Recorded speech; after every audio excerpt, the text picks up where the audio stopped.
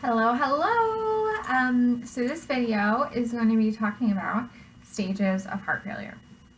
This is a little bit more complicated than it needs to be because two pretty popular bodies of, education and knowledge have put out two different guidelines. And unfortunately, everybody expects you to know both. So there's the American Cardiac Association and the American Heart Association, who have stages A, B, C, and D. And then, in addition to that, you have the New York Heart Association, and that has class 1, 2, 3, and 4.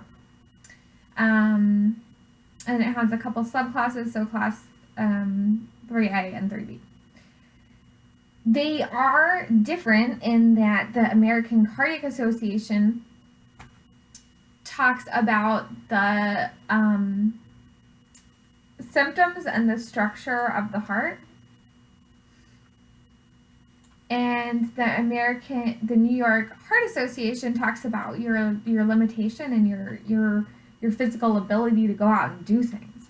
So the American Cardiac Association starts at stage A, which is you just have a high risk of developing congestive heart failure. Now, who does this apply to? Anybody who is African American, anybody who is obese, anybody who is sedentary, high cholesterol, post-MI,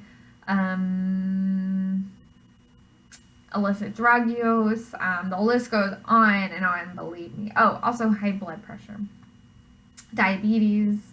I'm just honestly going to stop there because it's really just so much. So,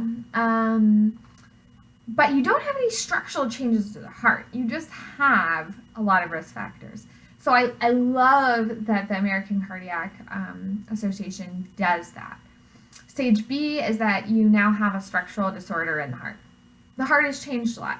How are we going to see that? Echo. Possibly also EKG. And then you don't have the symptoms, but you do have a structure change. Then stage C, you currently have symptoms, or you have had symptoms in the past, and it's associated with heart disease. So as soon as you start having symptoms, you're already at C. Stage D is end-stage disease, and it requires, specialized treatment. So it seems to me that the American Heart Association and the American Cardiac Association are really aiming that a little bit more at prevention. The New York Heart Association does do prevention, but kind of in a different way. They're saying, look, you're going to have a lot of limitations if you keep this up. So go ahead and treat your hypertension. Class 1, you have no limitation on your physical activity. Class 2, you have a slight limitation of your physical activity, but you are comfortable at rest. Class 3, you have marked limitation of physical activity, but you are comfortable at rest. Class 4, you have an inability to carry on any physical activity without discomfort, and your symptoms are present even at rest. And then class 3 actually has two little subclasses. So class 3A, you have no dyspnea at rest, and then class 3B, you have dyspnea at rest. To be honest, you're gonna see a lot more of the dyspnea at rest. I think class 3B is like the most common presentation of someone with congestive heart failure. Okay, I hope that was very helpful.